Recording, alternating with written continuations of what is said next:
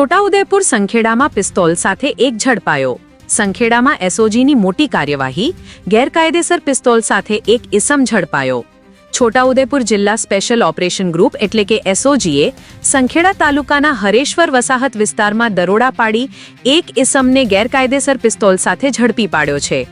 Police દ્વારા આરોપીના કબજામાંથી અંદાજિત 25,000 રૂપિયાની કિંમતની એક પિસ્તોલ કબજે કરવામાં આવી છે।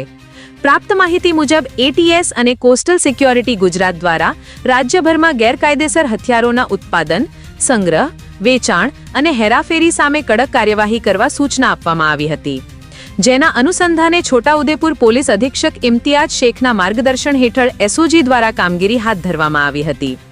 ખાનગી બાતમીના આધારે એસઓજી ટીમે હરેશ્વર વસાહત સાથે રહેતા ગુજરિયાભાઈ સાંગાભાઈ રાઠવા, ઉંમર વર્ષ 25 ના રહેણાંક મકાનમાં રેડ કરી હતી। તપાસ દરમિયાન લાયસન્સ વિના રાખવામાં આવેલ એક પિસ્તોલ મળી આવતા તેને કબજે કરી આરોપી વિરુદ્ધ સંખેડા પોલીસ સ્ટેશનમાં આર્મ્સ એક્ટ હેઠળ ગુનો નોંધી કાયદેસરની કાર્યવાહી હાથ ધરવામાં આવી છે।